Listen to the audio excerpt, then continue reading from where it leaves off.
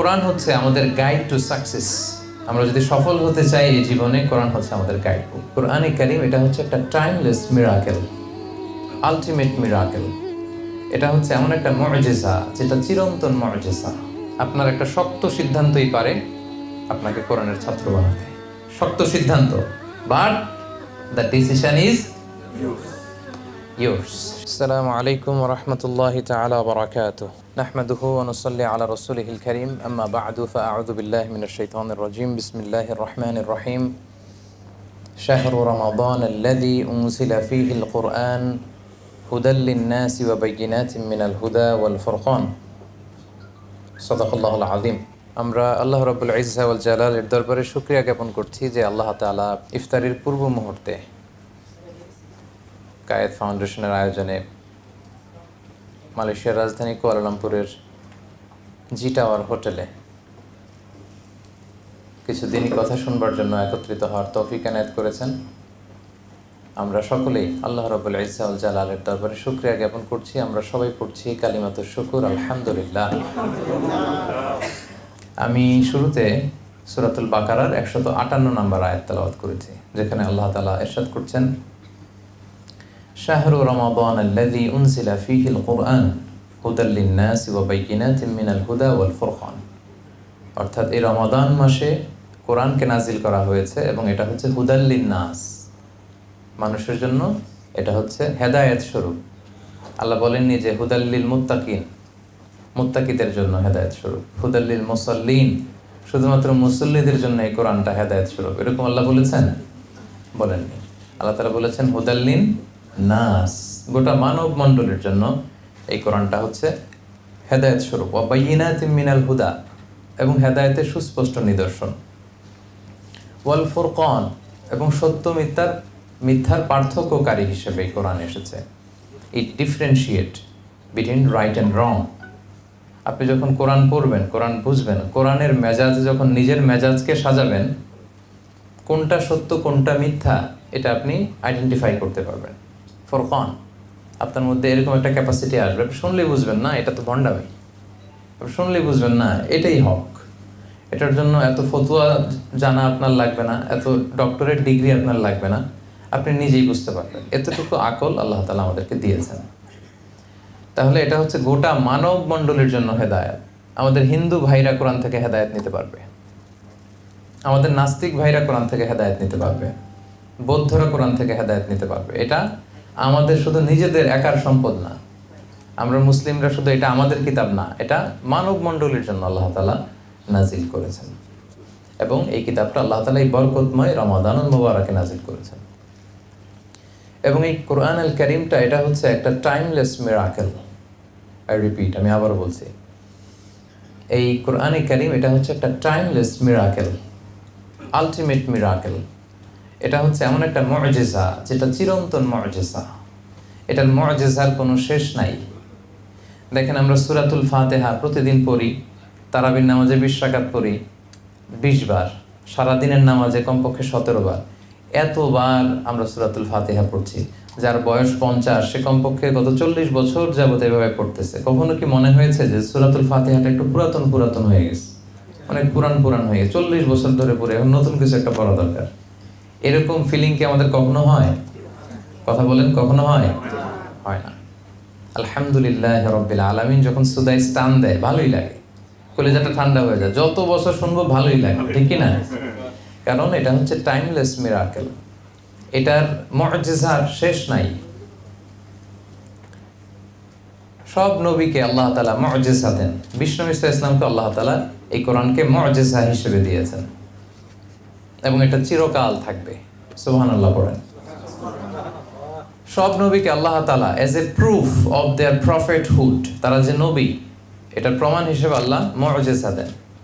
এবং সব মুজিজার ইতি ঘটে গিয়েছে, কিন্তু কোরআনের ইতি ঘটে নাই। আপনারা একটু খেয়াল করলেই বুঝবেন, দাউদ আলাইহিস সালামকে আল্লাহ তাআলা মুজিজা দিয়েছেন এবং আল্লাহ তাআলা বলেছেন, ওয়া আলান্না লাহুল হাদিদ, আমি দাউদ নবীর জন্য লোহাকে নরম করে দিয়েছি। দাউদ আলাইহিস সালাম যদি লোহার মধ্যে টাচ করতেন, মুহূর্তে লোহা গলে নরম হয়ে যেত। ওই গলিত লোহা দিয়ে তিনি অনেক কিছু বানাতে পারতেন। কিন্তু মজার ব্যাপার হচ্ছে দাউদ আলাইহিস সালাম যখন ইন্তেকাল করলেন, পৃথিবীর আর কেউ কি লোহা ধরলে গলে নরম হতো? সবাই বলবেন নরম হতো না। দাউদ আলাইহিস সালাম ইন্তেকাল করলেন, উনি শেষ, সাথে সাথে ওনার মুআজিজাও শেষ। কেউ আর লোহা ধরে গলাতে পারেনি, নরম করতে পারেনি।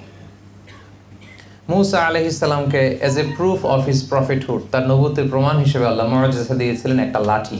সবাই বলেন কি দিয়েছিলেন? লাঠি। এটা গেড়ে দিলে গাছ হয়ে যেত, সাগরে বাড়ি মারলে আল্লাহর নামে রাস্তা হয়ে যেত, ফেরাউনের সামনে রেখে দিলে এটা হাইয়াতান তাসাআ, সাপ হয়ে যেত। মূসা আলাইহিস সালাম ইন্তেকালের পরেও বনী ইসরাইলের মাঝে এই লাঠিটা ছিল, তাবুতের ভেতরে ছিল। তাবুত বাকিয়াতুম মিন আলী মূসা ওয়া আলী হারুন, এখানে ছিল। মূসা আলাইহিস সালামের ব্যবহৃত পাগড়ি ছিল, জামা ছিল, এই লাঠিটাও ছিল। কিন্তু এই লাঠি কেউ আর কেউ ধরলে কি সাপ হতো? কথা বলেন। এই লাঠি দিয়ে আর কেউ লোহিত সাগরে আছাড় মারলে কি রাস্তা হতো? হতো না। তার মানে নবী বিদায়, সাথে সাথে নবীর মুআজিজাও বিদায়। ঈসা আলাইহিস সালামের মুআজিজা ছিল আরো চমকপ্রদ। উনি মাটি দিয়ে পাখি বানাতেন, তারপরে ফু দিলে এটা জীবন্ত পাখি হয়ে উড়ে চলে যেত। ওয়া উবরিউল আকমাহা ওয়াল আবরাসা ওয়া উহিল মাউতা বিইذنিল্লাহ, উনি অন্ধ রোগীর চোখে হাত বুলিয়ে দিলে অন্ধ ব্যক্তি দৃষ্টিশক্তি ফিরে পেত। ধবল রোগী কুষ্ঠ রোগীর গায়ে টাচ করে দিলে সাথে সাথে মুহূর্তে ভালো হয়ে যেত। মৃত লাশের সামনে দাঁড়িয়ে যদি বলতেন ইয়া আব্দুল্লাহ কুম বিইذনিল্লাহ, হে আল্লাহর বান্দা আল্লাহর আদেশে দাঁড়াও, মুহূর্তে দাঁড়িয়ে যেত। অনেক ইসরায়েলি বর্ণনাতে এমনও এসেছে যে ওনার যখন হরিণের গোশত খেতে ইচ্ছে হতো, ঈসা আলাইহিস সালাম হরিণ ধরে জবাই করতেন, জবাই করে হরিণের গোশত খেতেন, কিন্তু হাড্ডিগুলো খেতেন না, হাড্ডিগুলো রেখে দিতেন। হরিণের গোশত উনি আগুনে ঝলসে খাওয়া শেষে হাড্ডিগুলোর দিকে ইঙ্গিত করে বলতেন কুম বিইذনিল্লাহ, আল্লাহর আদেশে উঠে যাও। মুহূর্তে এই মরা হাড্ডি থেকে জীবন্ত হরিণ হয়ে লাফিয়ে লাফিয়ে জঙ্গলে চলে যেত। সুবহানাল্লাহ ওয়া বিহামদিহি। তো ঈসা আলাইহিস সালাম আবার ইন্তেকাল করেননি, একজন নবী কেবল ইন্তেকাল করেননি, ঈসা আলাইহিস সালাম। বাল রাফাআহুল্লাহ ইলাইহি, আল্লাহ তাআলা তার দিকে ওনাকে উঠিয়ে নিয়েছেন, উনি আবার আসবেন। তো ওনাকে মারার জন্য বনি ইসরাইলের লোকেরা এক লোককে পাঠালো, যাও তুমি ঈসাকে মেরে আসো। তো সে মারতে যেয়ে এই ঘটনাটা খেয়াল করে বুঝেন, তাদেরই একজন লোককে বনি ইসরাইল বলল, যাও ঈসাকে মারার জন্য এই ঘরে ঢুকো। তো ঢুকার সাথে সাথে আল্লাহ তাআলা ঈসা আলাইহিস সালামকে বাল রাফাআহুল্লাহ, আকাশে উঠিয়ে নিলেন। আর যেই লোকটাকে মারার জন্য তারা কিলিং মিশনে পাঠালো, তার চেহারাটাকে আল্লাহ ঈসা আলাইহিস সালামের চেহারা করে দিলেন। এবার ওরা বলে ঘটে নাকি, আসে না কেন আমাদের কিলার তো ফিরে না, দেখি তো কি হয়েছে। এবার সবাই যে ঘরের ভিতরে ঢুকে দেখে এই তো ঈসা বসে আছে। বলেন তো এটা কি ঈসা না মিসা? আসলে ঈসা কোথায়? বাল রাফাআহুল্লাহ, আল্লাহ তাআলা তো ঈসা আলাইহিস সালামকে উঠিয়ে নিয়েছেন। আর তাদের লোকের চেহারা আল্লাহ ঈসা আলাইহিস সালামের চেহারার মতো বানিয়ে দিয়েছেন। তারা ঢুকে দেখে এই তো ঈসা।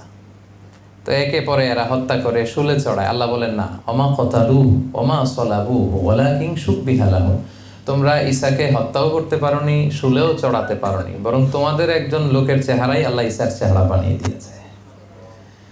তো ঈসা আলাইহিস সালাম ইন্তেকাল করেননি, উনি আকাশে আছেন, আবার আসবেন। তো এই যে ঈসা আলাইহিস সালামের মুআজিজা, উনি মৃত লাশকে যদি বলেন দাঁড়াও, এটা জীবিত হয়ে যায়। ওনার ইন্তেকালের পরে পৃথিবীর কোনো পোপ, খ্রিস্টানদের যে পোপ, তারা যদি কোনো মৃত লাশের সামনে দাঁড়িয়ে বলে দাঁড়াও, দাঁড়াবে? কোনো লাশ দাঁড়াবে? অন্ধ কোনো লোকের চোখে হাত বুলিয়ে দিলে কি দৃষ্টি ফিরে পাবে? পাবে না। তার মানে নবীরও বিদায়, সাথে সাথে নবীর মুআজিজাও বিদায়। কিন্তু বিশ্বনবী মুহাম্মদুর রাসূলুল্লাহ সাল্লাল্লাহু আলাইহি ওয়াসাল্লামের প্রতি আল্লাহ তাআলা এই যে কোরআনকে সবচেয়ে বড় মুআজিজা করে নাযিল করেছেন। বিষ্ণু ইসা ইসলাম ইন্তেকাল করেছেন, কোরআনকে ইন্তেকাল করেছেন। বিষ্ণু ইসা ইসলাম বিদায় নিয়েছেন, কোরআনও তো বিদায় নিছে না? হ্যাঁ, কোরআন আছে না নাই? কোরআন কিন্তু আমাদের মধ্যে আছে। বিষ্ণু ইসা ইসলাম চলে গিয়েছেন, কোরআন যায় নাই। বিষ্ণু ইসা ইসলাম বিদায় নিয়েছে, কোরআন বিদায় নেয়নি। Up until the day of judgement, কিয়ামত পর্যন্ত এই কোরআন আমাদেরকে হেদায়েত দিয়েই যাবে। এজন্য আল্লাহ তাআলা বলেছেন হুদাল লিন্নাস শাহরু রমাদান আল্লাযী উনজিলা ফীহিল কুরআন হুদাল লিন্নাস, গোটা মানব মণ্ডলীর হেদায়েতের জন্য আল্লাহ তাআলা এই কোরআনকে নাজিল করেছেন। কিতাবুন আনজালনাহু ইলাইকা লিতুখরিজান নাসা মিনাল যুলুমাতি ইলান নূর। ও নবী, আমি অন্ধকারাচ্ছন্ন মানুষগুলোকে অনেকগুলো অন্ধকার থেকে একটি আলোর দিকে, আলোকবর্তিকার দিকে নিয়ে যাওয়ার জন্য এই কোরআনকে নাজিল করেছি। সুবহানাল্লাহ ওয়া বিহামদিহি। তাহলে প্রথম কথা আমরা বুঝলাম যে এটা হচ্ছে হুদাল্লিন নাস, শুধু মুসলমানদের কিতাব না, বরং গোটা মানব বিশ্বের কিতাব। 2 নম্বর আমরা বুঝলাম এটা হচ্ছে টাইমলেস মিরাকেল। এটা এমন একটা মিরাকেল, এটা শেষ নাই, যে এটা নিয়ে আসছে নবী চলে গেছে বাট এটা যায় নাই, কারণ এটা মিন সিফাতিল্লাহ, আল্লাহ তাআলার সিফাত। এই কোরআনের লয় নাই, ক্ষয় নাই, এটার কোনো ধ্বংস নাই। কিয়ামত পর্যন্ত গোটা মানব মণ্ডলীর হেদায়েতের জন্য এই কোরআনকে কিন্তু আল্লাহ তাআলা অবশিষ্ট রাখবেন। ইভেন কোরআনের সবগুলো কপি যদি আগুন দিয়ে জ্বালিয়েও দেওয়া হয়, আমাদের হাফেজে কোরআনদের হৃদয়ে কোরআন আছে না নাই? আমরা 10 জন হাফেজকে একসাথে বসালে তাদের মাধ্যমে কোরআনকে আবার লিখে নিতে পারবো, প্রিন্ট করে নিতে পারবো, ঠিক কিনা? এজন্য এটা হচ্ছে টাইমলেস মিরাকেল। 2 নম্বর কথা হচ্ছে এই কোরআন হচ্ছে the most relevant book to human being.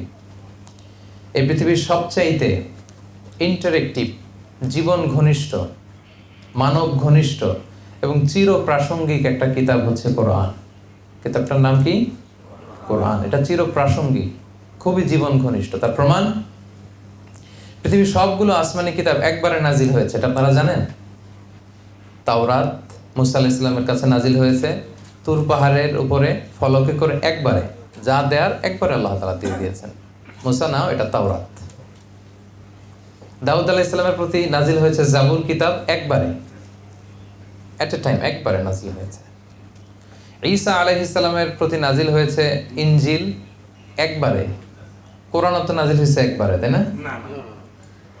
দু একজন বলছে না, বাকিরা একটু কনফিউশন আছে। তাওরাত, জাবুর, ইনজিলের মতো কোরআনও একবারে হেরা গুহাতে রাসূল সাল্লাল্লাহু আলাইহি ওয়াসাল্লামের কাছে 30 পারা জিবরাইল আলাইহিস সালাম দিয়ে গেছে। এই না একবারে কয় বছরে? 23 বছরের একটা লং পিরিয়ড অফ টাইমে কোরআন নাজিল হয়েছে। কতটা ইন্টারঅ্যাক্টিভ দেখেন। এটা অন্যান্য কিতাবের মতো হুট করে একবারে প্রেসক্রিপশন, প্যারাসিটামল 3 বেলা, এরকম না। এটা একটু একটু করে মানব জাতির প্রয়োজন অনুসারে, প্রয়োজনের তাগিদে, প্রেক্ষাপটের আলোকে, যখন যেখানে যতটুকু দরকার ঠিক তখন সেখানে ততটুকু নাজিল করেছে কে? আল্লাহ। এজন্য কোরআন হচ্ছে the most interactive, the most relevant book to human being. মানুষের জন্য এর চাইতে রেলেভেন্ট, প্রাসঙ্গিক গ্রন্থ আর হতে পারে না। এই কোরআন কখনো নাজিল হয়েছে হেরা পর্বতের চূড়ায় 634 মিটার উঁচু সমতল থেকে, কখনো পাহাড়ে, কখনো নাজিল হয়েছে মরুভূমিতে কোরআন, কখন নাজিল হয়েছে বাজারে, রাসূল সাল্লাল্লাহু আলাইহি ওয়াসাল্লাম বাজার করতেছেন, দরকার হয়েছে আয়াত নাজিল হয়েছে। কখনো নাজিল হয়েছে সফরে, কখনো নাজিল হয়েছে ঘরের ভেতরে অন্দরমহলে, কখনো এই কোরআন নাজিল হয়েছে সরাসরি ডিরেক্টলি যুদ্ধের ময়দানে, আবার কখনো এই কোরআন নাজিল হয়েছে আল্লাহ তাআলার আরশে। মেরাজে যখন রাসূল সাল্লাল্লাহু আলাইহি ওয়াসাল্লামকে নিয়ে যাওয়া হয়েছিল তখনও কোরআন নাজিল করেছে কে? আল্লাহ। তার মানে রাসূল যেখানে, কোরআনও সেখানে। বুঝতে পারছেন কথা? এটা কেন ইন্টারেক্টিভ, কেন 23 years a long period of টাইমে কোরআন নাজিল হলো? কারণ এটা খুবই চিরপ্রাসঙ্গিক, জীবন ঘনিষ্ঠ। রাসূল সাল্লাল্লাহু আলাইহি ওয়াসাল্লাম ওনার জীবনে, ওনার পরিবারে, ওনার সমাজে, ওনার রাষ্ট্রে যখনই সংকটের মুখোমুখি হয়েছে তখনই সমাধান নিয়ে হাজির হয়েছে কোরআন। এজন্য সমাধান যদি আমাদেরকে পেতে হয়, সলিউশন যদি আমাদেরকে পেতে হয়, কোরআনের সাথে আমাদের অ্যাটাচমেন্ট বাড়াতে হবে।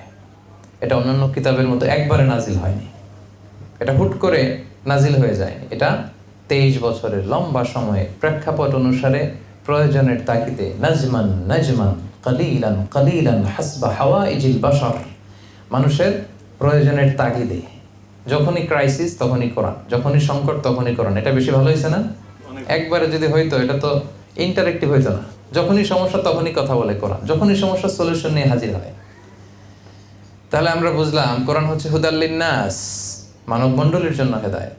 আমরা বুঝলাম এটা হচ্ছে টাইমলেস মিরাকেল, এটার অলৌকিকত্বের শেষ হবে না কখনো। 3 নম্বরে আমরা বুঝলাম এটা the most relevant and interactive book ever for human being, মানুষের জন্য সবচাইতে প্রাসঙ্গিক ইন্টারেক্টিভ একটা কিতাব। এবং যখনই আমাদের crisis, it's a problem solving methodology হিসেবে, প্রবলেম সলভিং বুক হিসেবে সমাধান নিয়ে আমাদের সামনে হাজির হয়। এরপর কোরআন হচ্ছে আমাদের গাইড টু সাকসেস। আমরা যদি সফল হতে চাই এই জীবনে, কোরআন হচ্ছে আমাদের গাইড বুক। আমি প্রশ্ন করব, আপনারা উত্তর দেন। বলেন তো, এই পৃথিবীতে সবচাইতে সফল ব্যক্তি কে? এই 3-4 জন বলতে পারছে যে মুহাম্মদ রাসূলুল্লাহ সাল্লাল্লাহু আলাইহি ওয়াসাল্লাম। বাকিদের মতে কে বলেন? এই পৃথিবীতে সবচাইতে সফল ব্যক্তি কে আপনার মতে? বলেন তো। এবার উত্তর দেওয়ার সংখ্যা আরো কয়েকজন বাড়ছে। এবার পেছনে যারা উত্তর দেন নাই বলেন, আপনাদের মতে এই পৃথিবীতে সবচাইতে সফল ব্যক্তি কে? বলেন তো। কোনো সন্দেহ আছে? এই যে মাইকেল এইচ হার্টের নাম শুনছেন না? একটা বই লিখে বিখ্যাত হয়েছেন, দি 100 নামে একটা বই, the most influential person in history. সেখানে তিনি পৃথিবীর 100 জন মহামনীষী সফল ব্যক্তিদের তালিকা করেছিলেন। সেখানে তালিকা 1 নম্বরে রেখেছিলেন কার নাম? মুহাম্মদ রাসূলুল্লাহ সাল্লাল্লাহু আলাইহি ওয়াসাল্লাম। তাহলে উনি যে পৃথিবীর সবচেয়ে সফল ব্যক্তি ছিলেন, এই ব্যাপারে কি সবাই একমত? দ্বিমত নাই কেউ? সবাই একমত? আচ্ছা আচ্ছা, তাহলে সবার উত্তর মিলে গেল। এবার বলেন তো, এই যে পৃথিবীর মহাসফল যে ব্যক্তিটা ছিলেন মুহাম্মদ রাসূলুল্লাহ, ওনার গাইড বুকটা কি ছিল বলেন? হ্যাঁ, ওনার গাইড বুকের নাম ছিল কোরআন। আমরা সবাই একমত, পৃথিবীতে সবচাইতে সফল ব্যক্তি হচ্ছেন তিনি, এবং ওনার যে গাইড বুকটা ছিল সেটা হচ্ছে কোরআন। সো আমরা যদি এই পৃথিবীতে সফল হতে চাই, সফলতার দেখা যদি পেতে চাই, তাহলে এই গাইড বুকটা আমাদের মানার দরকার আছে না নাই? এটা হচ্ছে সলিউশন হাজির করে। আপনি যেই সমস্যায় পড়েন না কেন, আপনার জীবনের পরতে পরতে যত সমস্যা আসে, যত ধরনের ঝামেলা আসে, সবগুলোর সমাধান আপনি এই কোরআনে পাবেন। কারণ আল্লাহ তাআলা বলেন, মা ফাররাতনা ফিল কিতাবি মিন শাই, এই কিতাবে আমি কিছু বাকি রেখে দেইনি। তোমাদের সফলতার জন্য যা দরকার তার সব কিছু কোরআনের ভিতরে নাজিল করেছেন কে? আল্লাহ তাআলা কিন্তু সবটুকু নাজিল করেছেন। তাহলে এটাও আমরা বুঝলাম যে এটা হচ্ছে আমাদের গাইড টু সাকসেস। আমরা যদি সফল হতে চাই, আমরা মুসলিম হিসেবে সবার আগে সমাধান খুঁজবো কোরআনে। এজন্য সম্মানিত শুধু কোরআন নাজিলের মাসে আমাদের ব্রত হওয়া উচিত যে কোরআনের সাথে আমরা আমাদের অ্যাটাচমেন্ট কত বাড়াতে পারি, কত বেশি বেশি তেলাওয়াত করতে পারি, কত বেশি এটার অর্থ পড়তে পারি। আল্লাহর হাবিব সাল্লাল্লাহু আলাইহি ওয়াসাল্লাম সহিহ মুসলিমের বর্ণনায় বলেন, ইকরাউল কুরআন ফাইন্নাহু ইয়াতি ইয়াউমাল কিয়ামাতি শাফিআন লিআসহাবি। তোমরা বেশি বেশি কোরআন তেলাওয়াত করো, কেননা এই কোরআন তেলাওয়াতকারীর জন্য কিয়ামতের দিন এই কোরআন আল্লাহর সামনে শাফাআতকারী হিসেবে আবির্ভূত হবে। শাফিআন লিআসহাবি, আপনার জন্য সুপারিশ করবে, আপনার পক্ষে কোরআন আল্লাহর সাথে বিতর্ক করবে। সুবহানাল্লাহ। সে বলবে, আল্লাহ এই তেলাওয়াতকারীকে তুমি ক্ষমা করো, আল্লাহ তাকে তুমি জান্নাত দাও।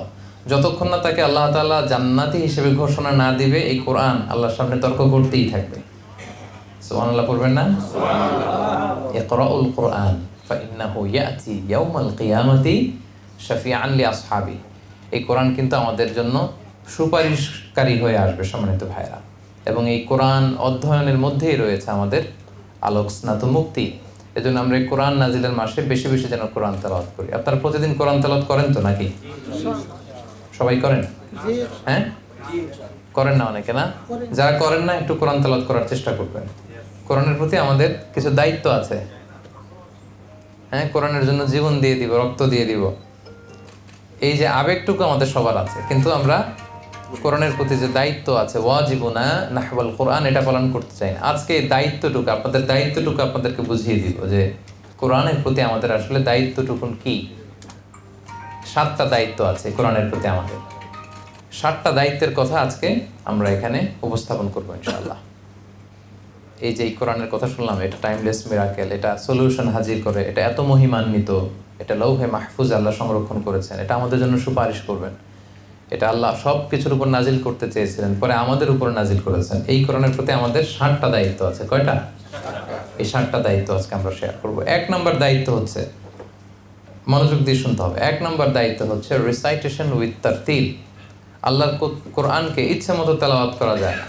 আপনি পৃথিবীর যে কোনো বই খুললেই কিভাবে পড়তে হয় আপনি পড়তে পারবেন, কিন্তু কোরআন যখন পড়তে চান তার একটা নিয়ম নীতি আছে। কোরআন বলে ওয়ারাত্তিলিল কোরআনা তারতিলা, কোরআনকে তারতিলের সাথে তেলাওয়াত করতে হবে। ধীরস্থিরভাবে কোরআন তেলাওয়াত করতে হয়। অনেকে রমাদানে কোরআনের খতম ওঠানোর জন্য কোরআনকেই খতম করে দেয় একেবারে। কি যে পড়ে, বিশেষ করে আমাদের বাংলাদেশে আপনি যদি দেখবেন, আমার আত্মীয় স্বজনের মধ্যেও কিছু আছে, আমাকে বলে মানে খুব আনন্দের সাথে যায়, 7 খতম দিছে উনি, 10 খতম দিছে, এরকম আত্মীয় আছে আমার। কয় খতম দিছে? তার মানে উইদিন 3 days হি কমপ্লিটেড 1 খতম। প্রতি 3 দিনে 1 খতম দিতে হলে প্রতিদিন পড়া লাগে কয় পারা? চিন্তা করছেন কি ডেডিকেশন, কি এফোর্টটা দিছে, কিন্তু তেলাওয়াতের অবস্থা একেবারে জঘন্য। তো যদি এরকম হয় তাহলে রুব্বা কারিন লিল কোরআন ওয়াল কোরআন ইয়ালআনুহু, কোরআনের অনেক আবৃত্তিকারক বা তেলাওয়াতকারী আছে যারা কোরআনের রহমত না পেয়ে কোরআনের লানত পায়। দিছে কয় খতম? হাসিল করছে কি? লানত। ফলাফল শূন্য, মাইনাস একেবারে। সম্মানিত ভাইরা, এই জন্য ওয়ারাত্তিলিল কোরআনা তারতিলা, মনোযোগ দিয়ে শোনেন, তাড়াহুড়ো করে তেলাওয়াত করবেন না। আমাদের বাংলাদেশে তারাবিরও বেহাল দশা। আমরা গত অনেক বছর বলতে বলতে এখন মানুষের মধ্যে জনপরিসরে কিছুটা সচেতনতা তৈরি হয়েছে। এখন অনেক মসজিদেই ওনারা বলে যে না, আস্তে আস্তে পড়তে হবে। আগে যে আলহামদুলিল্লাহ রাব্বিল আলামিন বলে ওয়ালাদ-দাল্লিন আমিন, এরপরে আবার আরেকটা দিয়ে আল্লাহু আকবার চলে যেত। এই যে প্রতিযোগিতা, তাড়াহুড়ো করার প্রতিযোগিতা না, কোরআন কিন্তু আপনাকে লানত দিবে। ধীরস্থিরভাবে কোরআন তেলাওয়াত করতে হবে। খতম উঠাইতে যে কোরআনকে খতম করা যাবে না। তেলাওয়াতের গুণগত মান আপনাকে নিশ্চিত করতে হবে, সম্মানিত ভাই এবং বোনেরা। এবার আপনি নিজের সাথে মিলান যে আপনি কিভাবে তেলাওয়াত করেন। ধীরস্থিরভাবে আমাদেরকে তেলাওয়াত করতে হবে। এটাকে আরবিতে তারতিল বলা হয়। ওয়ারাত্তিলিল কোরআনা তারতিলা। আপনি তাজবিদ মেনটেন করে, মাখারিজুল হুরুফ মেনটেন করে, সিফাত মেনটেন করে আপনি ধীরস্থিরভাবে পড়বেন। তবেই আপনি প্রতি অক্ষরে কয় নাকি? 10 নাকি। কোরআনের প্রতি অক্ষরের তেলাওয়াতে কয় নাকি বলেন? এটা তখন যখন ওয়ারাত্তিলিল কোরআনা তারতিলা, আপনি যখন তারতিলের সাথে তেলাওয়াত করবেন তখন আপনি এই সওয়াবটা পাবেন। তাহলে ফার্স্ট এন্ড ফরমোস্ট রিমাইন্ডার হচ্ছে তাড়াহুড়ো করে পড়বো না। আমরা দেখি তো বিষ্ণু ইসা ইসলাম কিভাবে পড়তেন, উনি কিভাবে তেলাওয়াত করতেন। আনাস রাদিয়াল্লাহু তাআলা আনহু বলেন, কামা রাসূল সাল্লাল্লাহু আলাইহি ওয়াসাল্লাম ইয়ামুদ্দু বিহা সাওতাহু মাদ্দান, রাসূল সাল্লাল্লাহু আলাইহি ওয়াসাল্লাম টেনে টেনে কোরআনের আয়াত তেলাওয়াত করতেন, টেনে টেনে পড়তেন। সো আমরা যেন টেনে টেনে পড়ি। আম্মা জান, আমাদের আম্মা জান রাসূল সাল্লাল্লাহু আলাইহি ওয়াসাল্লামের প্রিয়তমা স্ত্রী উম্মে সালামা রাদিয়াল্লাহু তাআলা আনহা বলেন, কানা রাসূল সাল্লাল্লাহু আলাইহি ওয়াসাল্লাম ইয়াকাত্তিউ কিরাআতাহু আয়াতান আয়াতান, তিনি প্রতিটা আয়াত পড়ে পড়ে থামতেন। এক আয়াত শেষ, স্টপ, আরেক আয়াত স্টপ। আলহামদুলিল্লাহি রাব্বিল আলামিন, থামলাম। আর রহমানির রহিম, মালিকি ইয়াউমিদ্দিন, ইয়াকা না'বুদু ওয়া ইয়াকা নাস্তাঈন। থামলাম না প্রতি আয়াত পড়ে পড়ে? রাসূলুল্লাহ সাল্লাল্লাহু আলাইহি ওয়াসাল্লাম প্রতিটি আয়াত পড়ে পড়ে থামতেন, আবার নতুন আয়াত শুরু করতেন, আয়াত শেষ, থামতেন, আবার নতুন আয়াত শুরু করতেন। মনে থাকবে তো সম্মানিত ভাইরা? আচ্ছা। এবং তিনি বলতেন, যায়্যিনুল কোরআনা বিআসওয়াতিকুম, তোমরা তোমাদের কণ্ঠে সুর করে কোরআন পড়ো। বিষ্ণু ইসলাম আমাদেরকে ওসিয়ত করেছেন যে তোমরা সুর করে কোরআন পড়বা। তিনি বুখারীর বর্ণনায় ধমকও দিয়েছেন যে লাইসা মিন্না মান লাম ইয়াতাগান্না বিল কোরআন, যে গুনগুনিয়ে নাইস মেলোডি দিয়ে নাইস ভয়েসে কোরআন পড়ে না সে আমার দলভুক্ত নয়। যে সুন্দর ভয়েস দিয়ে সুর করে কোরআন পড়ে না সে আমার দলভুক্ত নয়। কত বড় ওয়ার্নিং দেখছেন। এজন্য সুর করে টেনে টেনে প্রতি আয়াত শেষে থেমে থেমে কোরআন পড়তে রাজি আছেন তো সবাই? সুর করে পড়বেন। অনেকে বলে হুজুর আমার কোনো সুর নাই। অনেকে বলে, কে বলছে আপনার সুর নাই? বাথরুমে গেলে তো ঠিকই বাথরুম সিঙ্গার হয়ে যায়। বাথরুমের ভিতরে গেলে দেখবেন কিন্তু কাপড় কাচতেছে আর গুনগুনিয়ে গাইতেছে, তো তখন সুর আসে কোত্থেকে? তার মানে প্রতিটা মানুষের গলাতেই আল্লাহ সুর দিয়েছেন। কারো হয়তো খুবই সুরেলা গলা, কারো হয়তো কিছুটা কম, কিন্তু সুর আছে। সুর ছাড়া মানুষ নাই। যেই সুরে আল্লাহ দিয়েছে সেটাকেই আপনি বিউটিফাই করে সুন্দর করে তেলাওয়াত করার চেষ্টা করবেন। সবাই রাজি আছেন তো ইনশাআল্লাহ? 1 নাম্বার দায়িত্ব আপনারা বুঝাই দিলাম, রিসাইটেশন উইথ তারতিল, তারতিলের সাথে তেলাওয়াত করবেন ভাইরা। 2 নাম্বার, লিসনিং টু কোরআনিক রিসাইটেশন, কোরআন তেলাওয়াত শুনতেও হবে। কোরআন তেলাওয়াত শুনতেও হবে, এটা অনেক বড় সওয়াবের কাজ। ওয়া ইযা কুরিআল কুরআনু ফাসতামিউ লাহু ওয়া আনসিতু লাআল্লাকুম তুরহামুন। যখন কোরআনের তেলাওয়াত হয় মনোযোগ দিয়ে শোনো, with attention, with vast concentration.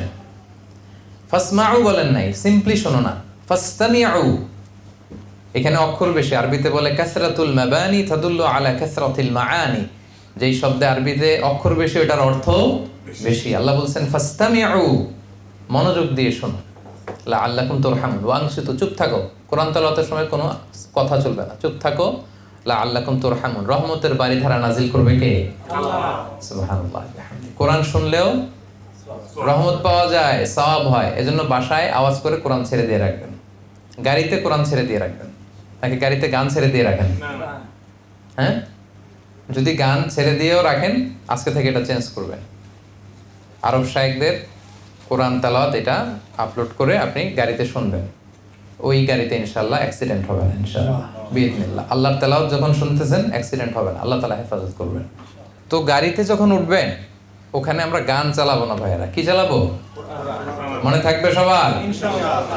হ্যাঁ, শাইখ আব্দুর রহমান আস-সুদাইসের তেলাওয়াত অনেকে পছন্দ করে, আপলোড করে নেন, ডাউনলোড করে শুনেন। শেখ সুরাইমেরটা শুনেন। তারপরে মিষ্টি কণ্ঠ যাদের শুনতে ভাল লাগে, শেখ মিশারি রাশেদ আল আফাসি, ওনার তেলাওয়াত শুনতে পারেন। বান্দার ইবনে আব্দুল আজিজ আল বালিনের তেলাওয়াত শুনতে পারেন। মাহের মা আগালির তেলাওয়াত শুনতে পারেন। আমাদের বাংলাদেশে যারা আন্তর্জাতিক পর্যায়ে কেরাতে ফাস্ট হয়ে আসে এদেরও তেলাওয়াত পাওয়া যায় সুন্দর, আপনি শুনতে পারেন। এগুলো গাড়িতে ছেড়ে দিয়ে রাখবেন, কারণ কোরআন পড়লেও সওয়াব, শুনলেও সওয়াব। তাহলে 2 নম্বর দায়িত্ব বুঝে পাইছেন তো? ইনশাআল্লাহ। আচ্ছা, 3 নম্বর হচ্ছে teaching and learning the holy Quran. কোরআন শিখা এবং শেখানো। শিখা শেখানো দুইটাই ভালো কাজ। শিখতে হবে, শেখাইতে হবে, শেখার কোনো শেষ নাই। আমি বাংলাদেশে থাকতে বিভিন্ন জায়গায় কেরাতও পড়তাম, একটু একটু আলোচনাও করতাম। মিশরে যখন গিয়েছি আমাদের কেরাত আলহামদুলিল্লাহ শুদ্ধ ছিল, কিন্তু মিশরের অনেক আরব শায়েখদের কাছে যখন আমরা পড়তাম বলতো এইটা এইভাবে হয় না, এইভাবে, এটা এইভাবে আদায় করতে হবে। আমার এক আলজেরিয়ান শায়েখ ছিল, সে আমারে বলতেছে পড়ো, আমার আউযুবিল্লাহি হয় না এর কাছে। কি বলবো আমি, মানে হচ্ছে, সে চাচ্ছে আরো উচ্চ মাকামের। হ্যাঁ, তা আমাকে সে আরবি কবিতা দিয়ে ঠিক করে দিতেছে। আমাকে বলতেছে ওয়ারাক্কিল হামজাতা মিন আউযু ওয়া ফাখমিত তাআ দাল মাশযুযু ওয়া শানশিনিশ শিনা ফিশ শাইতানি আফাহিমতা ইয়া মিজানার রহমানি। মানে কবিতা বানায় আমাকে ঠিক করে দিতেছে, বলতেছে রাক্কিল হামজা ফি আউযু, আউযুর মধ্যে আউযু, আউযু বলতে গেলে আরো চিকন করবা। ফাখমিত তাটারে মোটা করবা, মিনাশ শাইতা ত মোটা করবা, ওয়া শানশিনিশ শিনা ফিশ শাইতানি, আর আশ-শাইতানের মধ্যে আশ আশ এরকম একটা আওয়াজ হবে। তো এগুলো তো আমরা আদায় করি না। তো সে আমাকে এরকম উচ্চাঙ্গের কেরাতের উচ্চমানের কেরাত শিক্ষা দিচ্ছিল, তার মানে শিখার শেষ নাই। তো শায়েককে আমি প্রায় শোনাতাম। শোনাবেন, একজন ভালো শায়েক পেলেই শোনাবেন। আমি আমার ইউনিভার্সিটিতে অনেক হাফেজদেরকে কোরআন শোনাই, পেলেই আমি বলি একটু শোনো আমার কোরআন। আর আরব শায়েকদের পেলে তো কথাই নেই, আমি সুযোগ পেলে বলি যে একটু শোনেন। তো আপনি কোরআন শোনাবেন, কারণ কোরআন শিখানো it's a life long process, এটা শেষ নাই। খায়রুকুম মান তাআল্লামাল কুরআনা ওয়া আল্লামাহু, the best person among you who learns Quran and teaches it to others. সবচেয়ে শ্রেষ্ঠ সে যে নিজেও শিখে অন্যরাও শেখায়। আপনি একজনের শুধু সূরা ফাতিহা শিখাই দিলেন, সে আজীবন যত নামাজ পড়বে সূরা ফাতিহা, তার সওয়াব কমবে না, কিন্তু একটা পার্সেন্টেজ সওয়াব আপনার আমলনামে আছে না নাই? আছে। সে যদি আবার আরেকজনের সূরা ফাতিহা শিখায় দেয়, এ যদি আবার আরেকজনের শুদ্ধ করায় দেয়, এভাবে সাদাকায়ে জারিয়া কিয়ামত পর্যন্ত আপনার আমলনামায় সওয়াব পেতেই থাকবেন, আপনি পেতেই থাকবেন। সুবহানাল্লাহ বিহামদিহি। তো এইজন্য কোরআন যেন আমরা শিখে নেই। কোরআন কে পারেন না পড়তে আমি হাত তোলাবো না, ভয় নাই। নিজের সাথে নিজে একটু বোঝাপড়া করেন যে বয়স কত হলো, এখনো শুদ্ধভাবে কোরআন পড়তে পারি না, কি জবাব দিব আমরা আল্লাহর কাছে? No excuse will be granted that day, for sure I am telling you. সেদিন কোনো এক্সকিউজ আপনি পাবেন না, কারণ এত সহজ হয়েছে এখন অ্যাক্সেসিবিলিটি। রবিবারে কোরআনের ক্লাস হয়, অনলাইনে কোরআনের কোর্স হয়, অভাব নাই। কি এক্সকিউজ দিবেন আপনি আল্লাহর কাছে সেদিন? সব পারেন, কোরআন পারেন না কেন? আপনি পারেন না কেন? আপনার একটা শক্ত সিদ্ধান্তই পারে আপনাকে কোরআনের ছাত্র বানাতে। আজকের এই কায়েদ ফাউন্ডেশনের এই প্রোগ্রাম থেকে সিদ্ধান্ত নেন, তওবা করেন যারা এখনো কোরআন শিখেন নাই, যে আল্লাহ তুমি এত দামি দামি কথা আমাদের জন্য পাঠাইছো, কি বললা, আমি পড়ার সৌভাগ্যটাই অর্জন করলাম না, আমার মতো হতভাগা তো আর কেউ হতে পারে না। সিদ্ধান্ত নেন যে সঠিকভাবে শুদ্ধভাবে কোরআন তেলাওয়াত শিখবেন ইনশাআল্লাহ, বলেন সবাই। এবং এই বয়সে যদি কোরআন শিখেন তার ডাবল সওয়াব। রাসূল সাল্লাল্লাহু আলাইহি ওয়াসাল্লাম বলেন, ওয়াল্লাযী ইয়াকরাউল কুরআন ওয়া ইয়াতাতা'তাউ ফীহি ওয়া হুয়া লাহু শাকুন ফালাহু আজরান। যে কোরআন পড়তে যে ইয়াতাতা'তাউ, এর অর্থ হচ্ছে জিহ্বায় আটকে যায়। পড়তে গেলে বয়স হয়েছে 50, এখন জিহ্বা মোটা হয়ে গেছে, পড়া যায় না, আটকে যায়, এর ডাবল সওয়াব। কোরআন পড়তেছে এই সওয়াব, আর ওই যে আটকে যাচ্ছে ওইটার সওয়াব। সুবহানাল্লাহি ওয়া বিহামদিহি, কত সহজ করে দিয়েছে আল্লাহ। তো এই জন্য আমরা কোরআন শিখবো, শিখাবো। রাসূলুল্লাহ সাল্লাল্লাহু আলাইহি সাল্লামের কাছে জিবরাইল আলাইহিস সালাম প্রতি রমাদানে পুরো কোরআনটা রিভাইজ করে শোনাতেন। সারা বছর যা নাজিল হয়েছে জিবরাইল ইসলাম রিভাইজ করতেন। এবার জিবরাইল ইসলাম চুপ, রাসূল সাল্লাল্লাহু আলাইহি সাল্লাম পড়তেন, রিভাইজ করতেন, জিবরাইল শুনতো। যে বছর রাসূল সাল্লাল্লাহু আলাইহি সাল্লাম ইন্তেকাল করবেন, ওই বছর পুরো কোরআনটা জিবরাইল রাসূল সাল্লাল্লাহু আলাইহি সাল্লামকে 2 বার শুনিয়েছেন। রাসূল সাল্লাল্লাহু আলাইহি সাল্লাম জিবরাইল ইসলামকে 2 বার শুনিয়েছেন। কোরআন এমনি এমনি আসে নাই আমাদের কাছে, এটাতে অনেক ইফোর্ট, অনেক ডেডিকেশন, অনেক ব্যাপার ছিল। এবং স্বয়ং রাসূলুল্লাহ সাল্লাল্লাহু আলাইহি ওয়াসাল্লাম, আমরা তো মানুষের কাছে কোরআন শোনাইতে গেলে লজ্জা লাগে, রাসূলুল্লাহ সাল্লাল্লাহু আলাইহি ওয়াসাল্লাম সাহাবীদেরকে কোরআন শোনাতেন। সাহাবীদের মধ্যে সবচেয়ে বড় কারি সাহাবী ছিল উবাই ইবনে কাব। উবাই ইবনে কাবের কাছে যে রাসূল সাল্লাল্লাহু আলাইহি ওয়াসাল্লাম বলেন, ইয়া উবাই ইন্নাল্লাহা আমারানি আন আকরা আলাইকা কুরআন। হে উবাই, আল্লাহ আমাকে আদেশ দিয়েছে আমি যেন তোমারে কোরআন শোনাই। হে উবাই, আল্লাহ আমাকে অর্ডার করেছে আমি যেন তোমার কাছে যে কোরআন করি, তোমারে কোরআন শোনাই। উবাই বিশ্বাস করতে পারলেন না, উনি বললেন, কি বললেন, ইয়া রাসূলুল্লাহ আল্লাহু সাম্মানি, আল্লাহ আমার নামটা সরাসরি আমার নামটা ধরে বলছে। আল্লাহু সাম্মানি, রাসূল সাল্লাল্লাহু আলাইহি ওয়াসাল্লাম বললেন নাম, তোমার নাম ধরে বলেছে। উনি আবার বললেন, আনা যুকিরতু ইনদা রাব্বিল আলামিন, আমি আরশের মালিকের সামনে আমার নামটা উচ্চারিত হয়েছে, উনি আমার নাম নিছে। রাসূল সাল্লাল্লাহু আলাইহি ওয়াসাল্লাম বললেন না, হ্যাঁ ও ভাই তোমার নাম বলেছে। উনি আবেগ আপ্লুত হয়ে কান্নায় ভেঙে পড়লেন। রাসূলুল্লাহ সাল্লাল্লাহু আলাইহি ওয়াসাল্লাম উবাই ইবনে কাবকে কোরআন শোনাতেন। ইবনে মাসউদ রাদিয়াল্লাহু তাআলা আনহুকে, এগুলো সব বুখারীর হাদিস, সংক্ষেপে আমি শুধু শোনাচ্ছি। ইবনে মাসউদ রাদিয়াল্লাহু তাআলা আনহুকে বললেন, ইবনে মাসউদ ইকরা আলাইয়াল কোরআন, তুমি একটু কোরআন পড়ো তো। ইবনে মাসউদ বললেন, আকরাউ আলাইকা ওয়া আলাইকা উনজিল ইয়া রাসূলুল্লাহ, আপনার কাছে কোরআন নাজিল হয়, আপনার সামনে আমি কিভাবে কোরআন পড়বো? রাসূল সাল্লাল্লাহু আলাইহি ওয়াসাল্লাম বললেন, ওয়া ইন্নী উহিব্বু আন আসমাআহু মিন গায়রি, আমি যেমনি অন্যকে কোরআন শোনাতে পছন্দ করি, আমি অন্য থেকে শুনতেও পছন্দ করি। তার মানে রাসূলুল্লাহ সাল্লাল্লাহু আলাইহি ওয়াসাল্লাম স্বয়ং উনি সাহাবীদের কাছে বসে কোরআন শোনাতেন, আবার কোন সাহাবীর কাছ থেকে কোরআন শুনতেন। তার মানে কোরআন পড়ানো, শোনানো সবটাই সওয়াবের কাজ। আপনি আপনার স্ত্রীর কাছ থেকে শুনবেন, আপনি আপনার স্ত্রীকে শোনাবেন, আপনি আপনার সন্তানের কাছ থেকে শুনবেন। এখন তো সহজ হয়ে গেছে, হোয়াটসঅ্যাপে আমি রেগুলার শুনি আমার ওয়াইফের কাছ থেকে কোরআন তেলাওয়াত, আমার মেয়ের কাছ থেকে কোরআন তেলাওয়াত, আমিও পাঠাই, ওরাও পাঠায়, ওরা ভুল করলে আমি আবার ভয়েস দিয়ে শুধরে দিই। এখন তো সহজ। আপনি কোন এক্সকিউজ দিয়ে পার পেতে চান বলেন? আমি পারি নাই, বুঝি নাই, শিখি নাই, পাই নাই, no excuse will be granted that day. কোনো এক্সকিউজ আপনি দিতে পারবেন না। সো আমরা যেন কোরআন পড়ি, আমরা যেন অন্যকে শিখাই। সম্মানিত ভাইরা, পারা যাবে তো ইনশাআল্লাহ? আচ্ছা, তাহলে 3 নম্বর দায়িত্ব বুঝে পাইলেন। 4 নম্বর দায়িত্ব হচ্ছে মেমোরাইজেশন, মুখস্থ করা। কোরআন মুখস্থ করাটাও কিন্তু আমাদের দায়িত্ব। ইন্না নাহনু নাযালনা যিকরা ওয়া ইন্না লাহু লাহাফিজুন, আমি আল্লাহ কোরআন নাজিল করেছি, কোরআন হেফাজতের দায়িত্ব আমি আল্লাহ নিয়েছি। তা এখন আল্লাহ কি নিজে এসে কোরআন হেফাজত করবে? কাদের মাধ্যমে করবে? আমাদের মাধ্যমে। এই কোরআনকে হেফজ করে রাখা এটা আমাদের দায়িত্ব। নট নেসেসারি যে পুরো কোরআনই হেফজ করতে হবে। আমাদের দেশে একটা ব্যাড কালচার হচ্ছে, এক ছেলেরে নিয়ত করছে এটারে দিব হেফজখানায়, এটা তুই 30 পারা করবি, আর এটারে বানানো ইঞ্জিনিয়ার, ওর 1 পারাও করার দরকার নেই। এরকম না টেন্ডেন্সিটা? মানে যারা হেফজখানায় পড়বে ওরা দুনিয়ার সব দায় দায়িত্ব নিয়ে আসছে কোরআন হেফাজত করার। আসলে ব্যাপারটা এমন নয়। আমাদের প্রত্যেকের দায়িত্ব এই কোরআনকে হেফাজত করা, পড়ার মাধ্যমে, হেফজ করার মাধ্যমে, রিভাইজ করার মাধ্যমে, মেমোরাইজেশন করার মাধ্যমে। মিশরে আমরা এটা দেখেছি, আমি তো 4-5 বছর আল আজহার ইউনিভার্সিটিতে পড়েছি। মিশরে দেখেছি এই কালচারটা আরবদের মধ্যে আছে, ওরা সবাই হেফজ করে, যে পারে 30 পারাই করে, না পারলে 20 পারা, না পারলে 10 পারা, না পারলে 5 পারা, না পারলে জুজ আম্মা কোরআনের 30তম পারাটা, আমপারাটা 1 পারা হইলেও এরা মুখস্থ করবে। সুবহানাল্লাহ। মিশরি ড্রাইভারদের দেখতাম সামনে সবসময় কোরআন রাখতো। তা আমি এক ড্রাইভারকে একদিন জিজ্ঞেস করতেছি, হাবিবি হাফিজতা কাম গুজ মিনাল কোরআন, কয় পারা মুখস্থ করছস? আল্লাহ মা আলিশ বা 10 আকজারাস, মানে সে লজ্জা পেয়ে গেছে, বলতেছে আমি আসলে খুব লজ্জিত, আমি তো বেশি পারি নাই, মাত্র 10 পারা। পেশায় কি? পেশায় ড্রাইভার। আর আমাদের দেশের ড্রাইভার গুলা দেখেন, গাঞ্জা খেয়ে এরপরে ট্রাক নিয়ে নামে রাস্তায়, ইয়াবা খেয়ে, সিগারেটের গন্ধে আপনি কাছেই যেতে পারবেন না।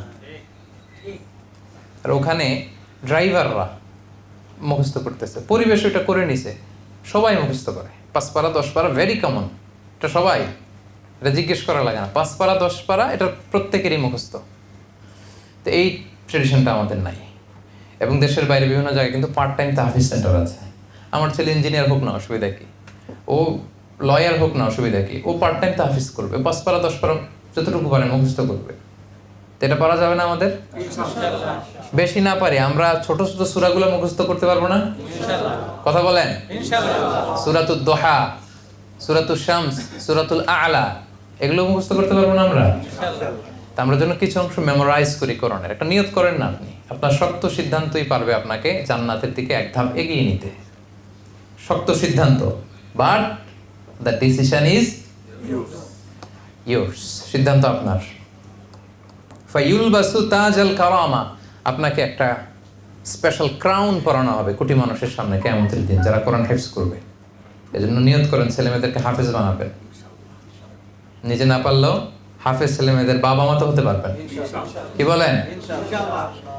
ইনশাআল্লাহ বিইذنিল্লাহ। এবং আল্লাহর হাবিব সাল্লাল্লাহু আলাইহি ওয়াসাল্লাম বলেছেন, যারা কোরআন হিফজ করে তারা আহলুল্লাহি ওয়া খাসাতু, আল্লাহর স্পেশাল মানুষ, কাছের মানুষ।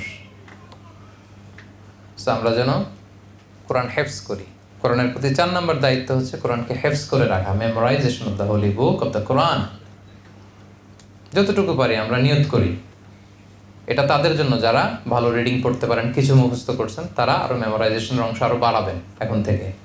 পারা যাবে ইনশাআল্লাহ। সবাই আওয়াজ করে বলেন ইনশাআল্লাহ। 5 নম্বর দায়িত্ব, to understand its meaning in your own mother tongue. আপনার মাতৃভাষায় আপনার এই কোরআনটাকে বুঝতে হবে। এটা হচ্ছে সবচেয়ে ইম্পর্টেন্ট। খেয়াল করে শুনুন, নিজ মাতৃভাষায় কোরআন বোঝা। কারণ আল্লাহ তাআলা যা বলার সব বলে দিয়েছেন। যা আসমান থেকে নাজিল হওয়া সব নাজিল হয়েছে, নতুন করে কিছু নাজিল হবে না? বলেন বলেন, নাজিল হবে না? আর কোন নবী আসবে না? যা নাজিল হওয়া, যা আসা সব চলে এসেছে, যা বলার সব বলে দিয়েছেন।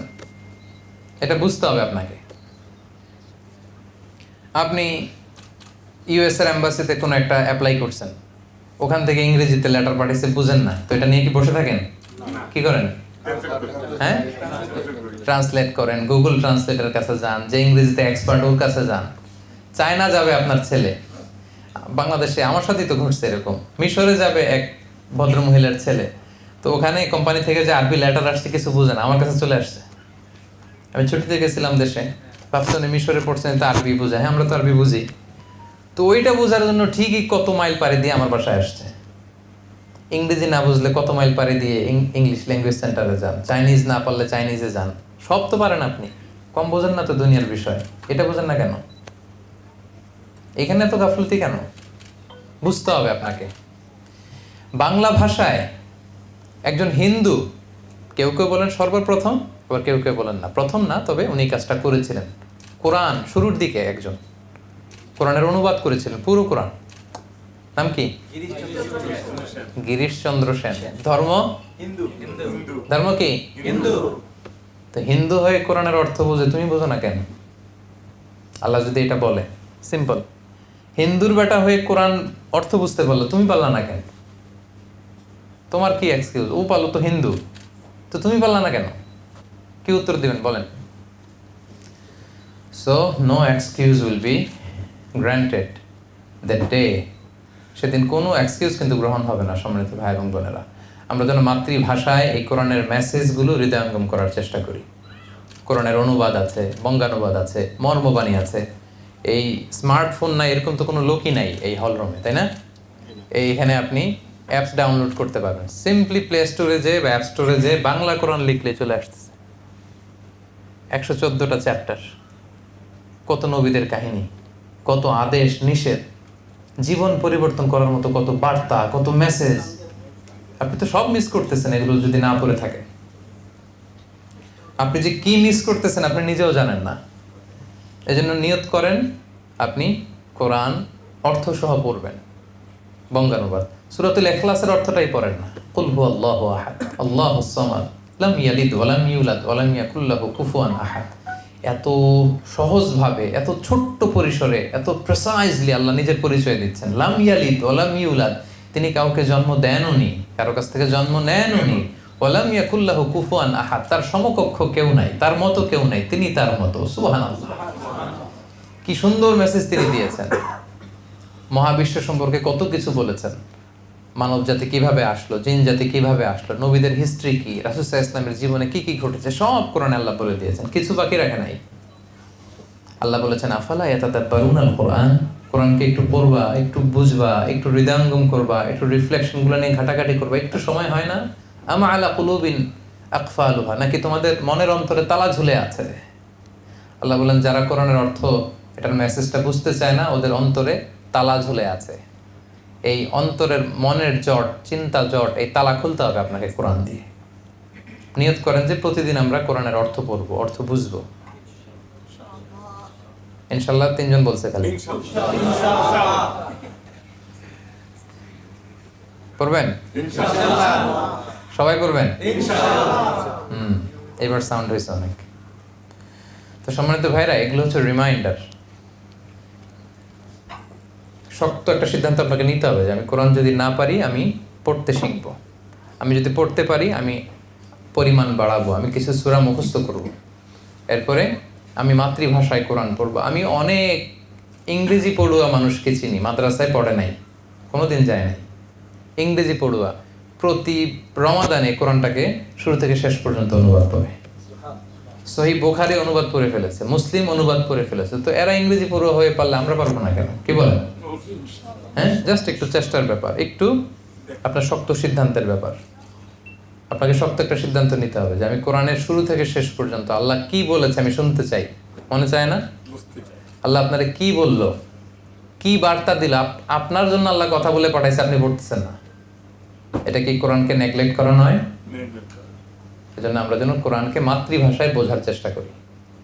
অ্যাপসে আপনি ডাউনলোড করে নেবেন, প্রতিদিন আধা পৃষ্ঠা, 3 লাইন, কমপক্ষে 1 লাইন হলে আপনি পড়েন, শুরু করে দেন, আজকে থেকে শুরু করেন। না পারলে জিজ্ঞেস করেন কাউকে। আরে ইংরেজি পড়ুয়া, স্কুল পড়ুয়া, কনভেনশনাল শিক্ষায় শিক্ষিত, পড়তে পড়তে পড়তে পড়তে মানুষ আলেম হয়ে গেছে। আছে না এরকম? অভাব নাই, অভাব নাই। আপনিও পারবেন, আপনার একটা শক্ত সিদ্ধান্ত লাগবে। তাহলে আমরা যেন মাতৃভাষায় কোরআন বুঝি। 6 নম্বর দায়িত্ব হচ্ছে রিফ্লেকশন অ্যাকর্ডিং টু আন্ডারস্ট্যান্ডিং। আপনি যখন বুঝতে আরম্ভ করবেন তখন আপনার দায়িত্ব বেড়ে যাবে, ওই অনুযায়ী আপনাকে পালন করতে হবে। এবং যখন পড়বেন আপনি নোটস রাখবেন। এখন তো মোবাইলেই নোটস চলে আসছে, কাগজ কলমও লাগে না, হাজার হাজার নোটস আছে এখানে। আমার মাথায় কোনো আইডিয়া আসলে আমি লিখে ফেলি এখানে।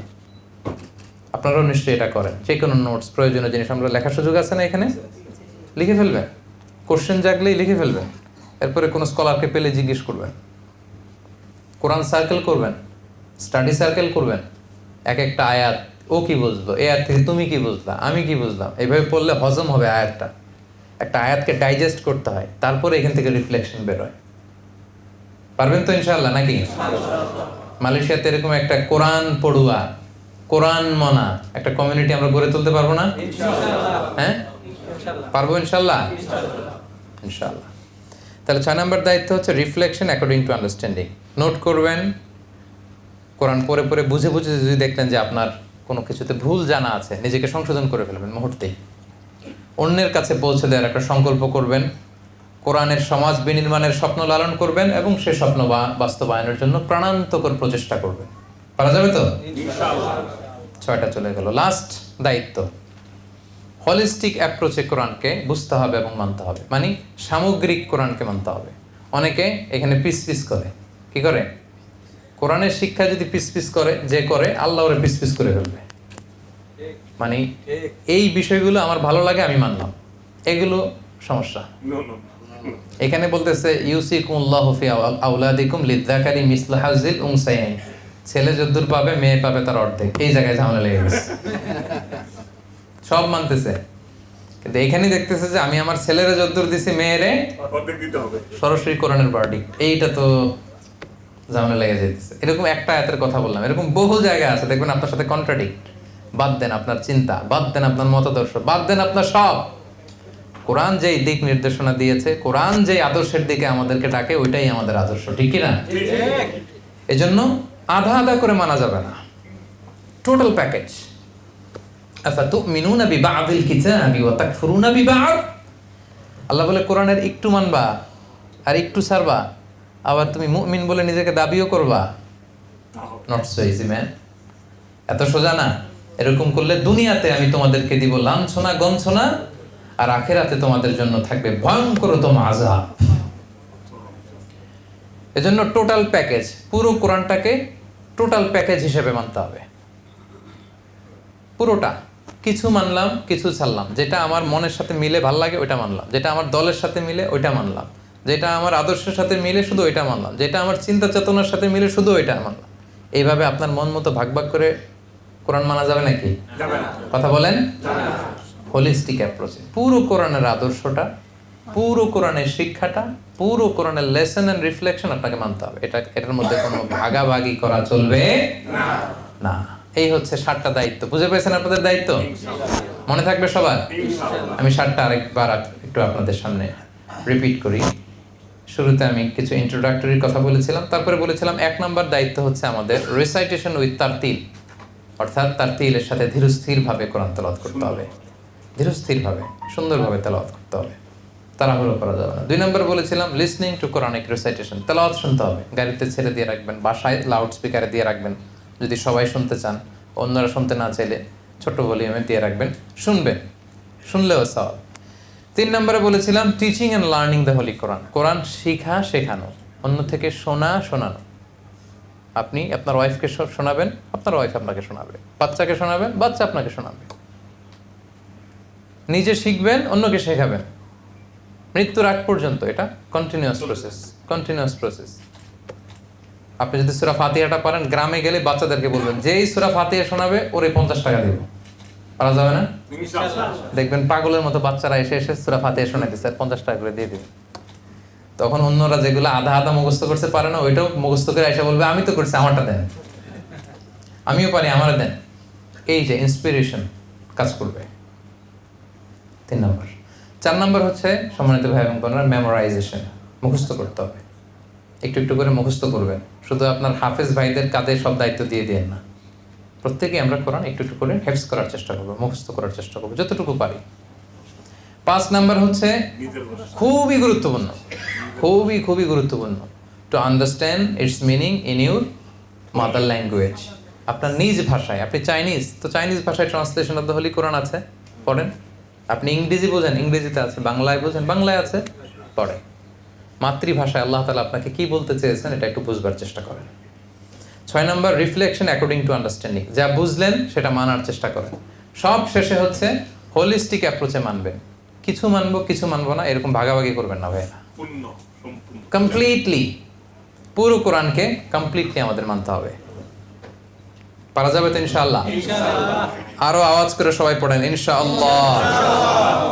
আমরা আল্লাহ তাআলার কাছে কামনা করি যে কোরআনের প্রতি আমাদের যে দায়িত্ব, ওয়াজিবুনা নাহওয়াল কোরআন, এই ব্যাপারে যতগুলো পয়েন্ট শুনলাম, আল্লাহ তাআলা সর্বপ্রথম এগুলো আমাকে এবং পাশাপাশি আপনাদের সবাইকে আমল করার তৌফিক দান করুক, আমরা করি আমিন। আমরা যেন এই কোরআনের মাসে বেশি বেশি কোরআন তেলাওয়াত করি, আমরা যেন বেশি বেশি কোরআনের তেলাওয়াত শুনি, আমরা যেন মাতৃভাষায় কোরআনের বঙ্গানুবাদ পড়ি, কোরআনের তাফসির পড়ি, এবং কোরআন দিয়ে সাজানো একটা সমাজ যেন আমরা বিনির্মাণ করার ক্ষেত্রে সৌভাগ্যবান অংশীদার যেন আমরা হই। আল্লাহ তাআলা আমাদের সবাইকে কথাগুলো বুঝার ও আমল করার তৌফিক দান করুক। হাদা মা ইনদি ওয়াল ইলমু ইনদাল্লাহ আলাইহি তাওয়াক্কালতু ওয়া ইলাইহি উনীব। আসসালামু আলাইকুম ওয়া রাহমাতুল্লাহি ওয়া বারাকাতুহু।